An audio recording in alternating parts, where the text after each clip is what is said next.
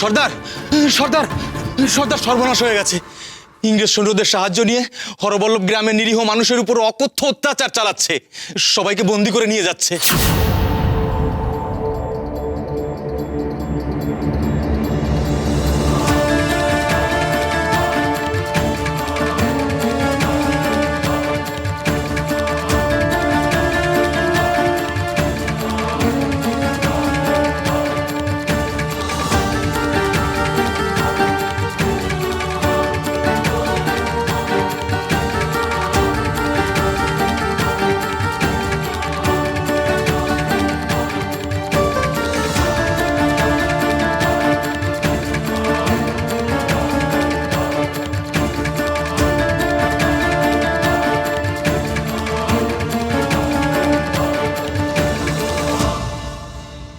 এখন বুঝতে পারলে তো কেন আমি ওই হরবল্লভের ছেলের শাস্তি চেয়েছিলাম? ওই শয়তান হরবল্লভের ছেলের মৃত্যুদণ্ডই হবে ওর কৃতকর্মের একমাত্র উপযুক্ত শাস্তি।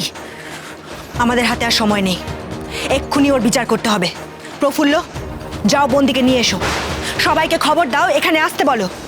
এক্ষুনি ওর বিচার করতে হবে, আমাদের হাতে আর নষ্ট করার মতন একটুও সময় নেই। প্রফুল্ল, যাও।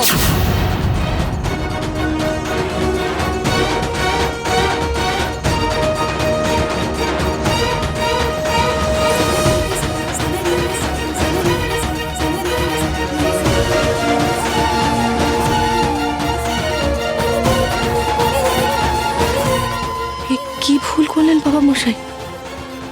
নিজের ছেলেকে বাঁচাতে গিয়ে শেষে ওই গরিব মানুষগুলোর উপর অত্যাচার শুরু করলেন। একবারও ভাবলেন না এর ফল কি হতে পারে?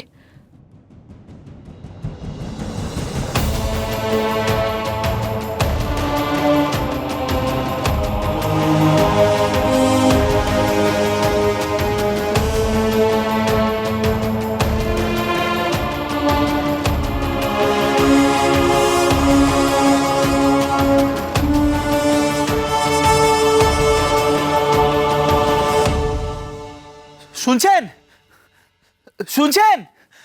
কোথায় গেলেন আপনারা? কারোর তো কোনো সাড়া শব্দ পাচ্ছি না। শুনছেন? আপনারা অযথাই মারামারি করছেন। এই তো আপনি এসেছেন। কোথায় গেছিলেন আপনি? শুনুন, আপনার বাবা এক অনর্থ করে বসেছেন। আপনি বন্দী হয়েছেন সেই রাগে রাঙা গ্রামের প্রত্যেক মানুষের উপর অকথ্য অত্যাচার চালাচ্ছেন। সে কি, বাবা মশাই আবার এমন কাজ করছেন? আপনি সত্যি বলছেন তো? হ্যাঁ, আমি সত্যি বলছি।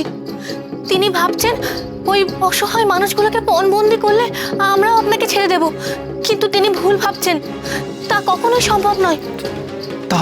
তাহলে আর কি, আপনার জন্য বিচার সভা ডাকা হয়েছে, সেখানে যাওয়ার জন্য মনে মনে প্রস্তুত হন। আমি তো আমার বিচারের ফল জেনেই গেছি, আমার মৃত্যুদণ্ডের আদেশ হবে, তাই তো? শুধু দুঃখ একটাই থেকে যাবে, আমার অসম্পূর্ণ কাজটা শেষ হলো না। ভাববেন না, আমি আপনাকে রক্ষা করব, যেভাবে পারি বাঁচাবো আপনাকে।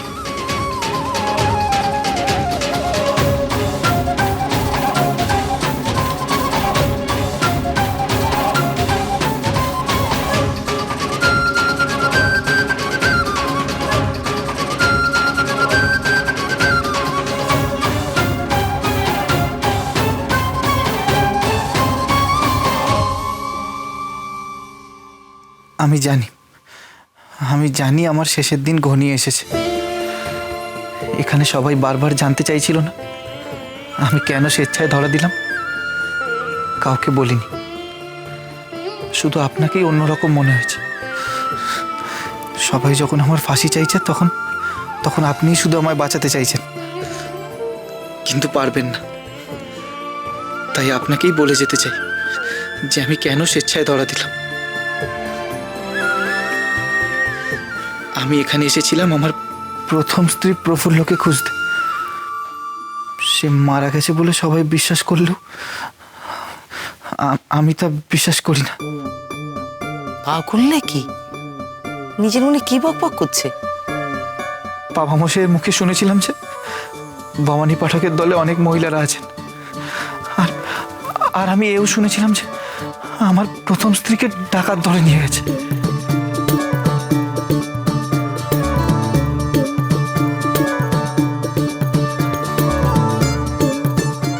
তুচ্ছাই কি যে বুঝে শুনতেও পাচ্ছি না। দোহাই আপনার, চুপ করে থাকবেন না, বলুন না সে আছে। গাছে না নেই? নেই। না নেই বললাম তো নেই, বলি কানে শুনতে পাও না?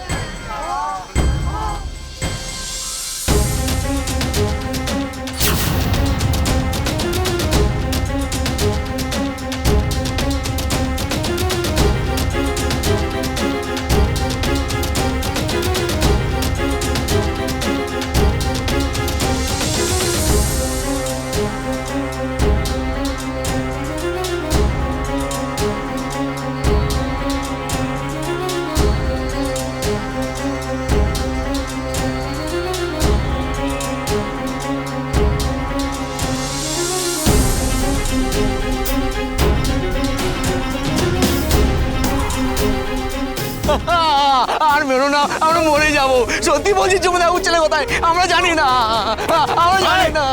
তোরা সব জানিস, তোরা সব জানিস। আমার ছেলে উদ্ধার না হওয়া পর্যন্ত তোদের কারোর রক্ষে নেই। মার ওদেরকে, মার মার ওদেরকে, মার। গরিব মানুষের ছেলে রক্ত বের করে আপনি আপনার ছেলে রক্ষা করতে পারবেন তো জমিদার?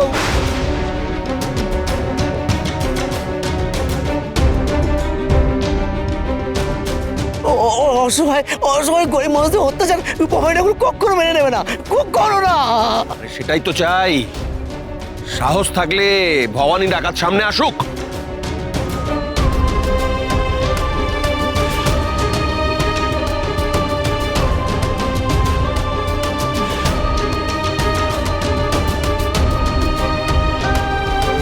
জঙ্গলে লুকিয়ে আছে কেন? আমার ছেলের সন্ধান ওকে দিতেই হবে, দিতেই হবে। মনে হচ্ছে শুধু মারলে হবে না, কয়েকটাকে বরং ফাঁসিতে লটকে দিই।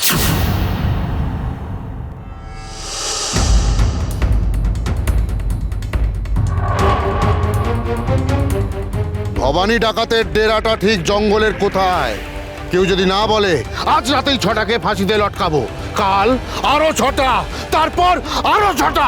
দেখি দেখি কত প্রাণের বিনিময়ে ভবানী ডাকাত ধরা দেয়। আরে আপনি বুঝতে পারেন না। সিংজি, সিংজি আমি বলছি কি, প্রাণে মারার কোনো দরকার নেই। হ্যাঁ, ভয় দেখালে মারধর করলেই কাজ হবে। দেবী সিংজি ঠিক কথাই বলিতেছেন, আজ রাত্রেই ফাঁসিতে লটকাইতে হইবে।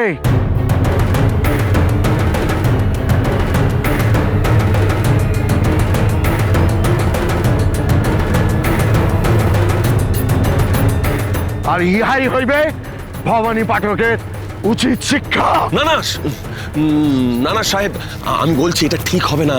শুধু চাবুক পেটা করলেই কাজ হবে।